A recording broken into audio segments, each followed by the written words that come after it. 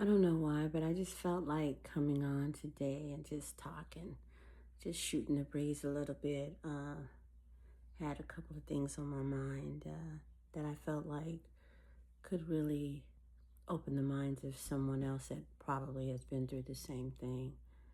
But have you ever been through a situation where it caught you kind of off guard and uh, just kind of devastated you?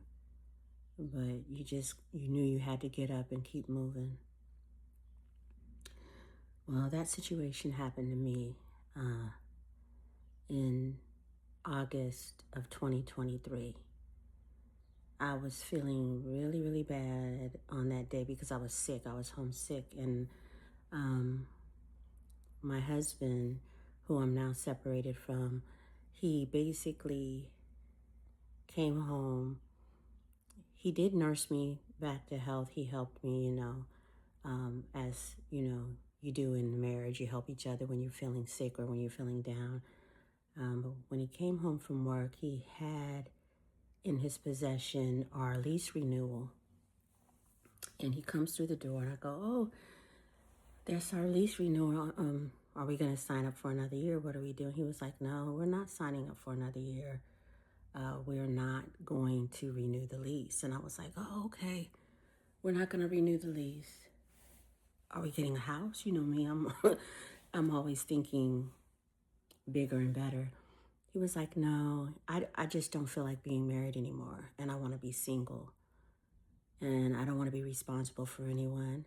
I don't want to be uh, married anymore." And I kind of just looked at him. I'm like, "What?"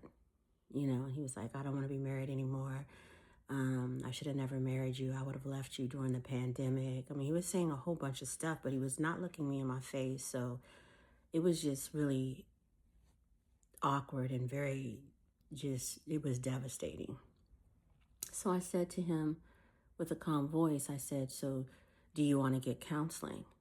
You know, "No, I told you if things didn't change, we were going to go our separate ways and this, that, and the third." And it still was flooring because when you and that person take vows, you don't, you're thinking it's forever, you know.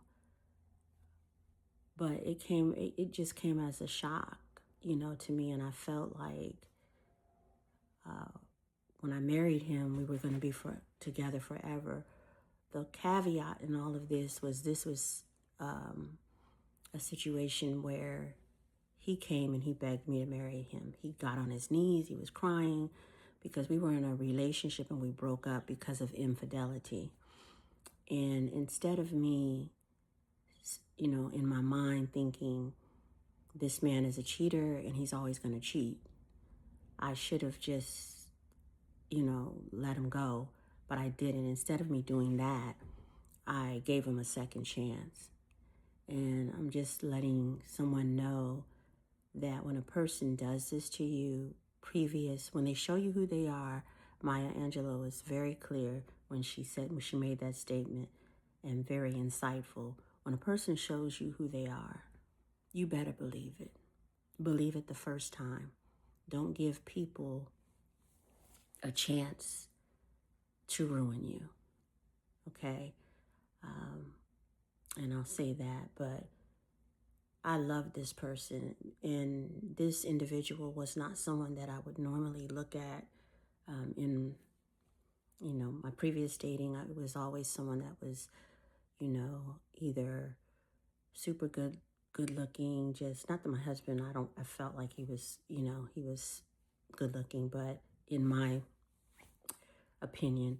However, that person was always super good looking. They were played football on the football team. When I was in high school, when I was dating, that person always was just on point. But I do have some nutty professors in there. However, I'm just telling you this to let you guys know what's been going on and why I basically have been kind of low key. Those that know me know, what has happened. But I've been separated since 2023. But this man, he said that, he didn't want to be married anymore, and it was just a shock to me. But there were signs throughout the marriage that he was not being faithful. He was not being loyal. I was finding numbers, women sending him naked pictures. I saw phone conversations that he was having with people overseas. Women stating that they're going to be the next Mrs. Rose. And I'm like, I don't know how that's going to happen, because I'm still to this day Mrs. Rose. But that led me to, I had some things that were in the works that I was working on positively, because those that do know me on a personal level know that the gift of voice that the Most High has gifted me with, I was working on doing some things with, and singing is one of my favorite things to do. I love music.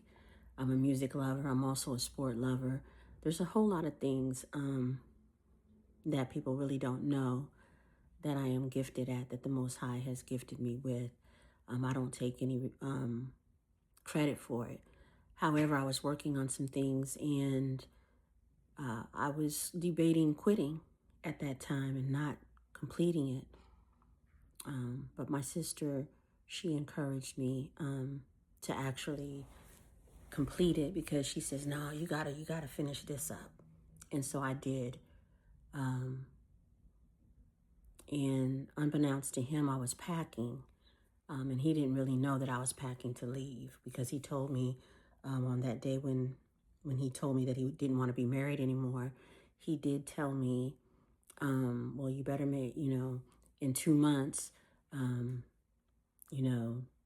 make sure, you have to figure out what you're going to do, because within 2 months, I'm going to be basically gone.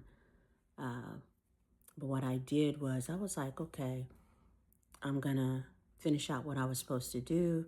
I went into the studio, did what I needed to do. And then shortly thereafter, on my birthday, he took me out to dinner. And again, I asked him again, did he want to have some type of counseling? And he was like, no, I told you. My mind's made up. Nobody's going to change it. Okay, cool. But in the midst of me packing everything that he did not know I was doing, I made a few phone calls. My boss was like, I'm sorry you're going through this. Where do you want to be transferred? You got my greatest recommendation.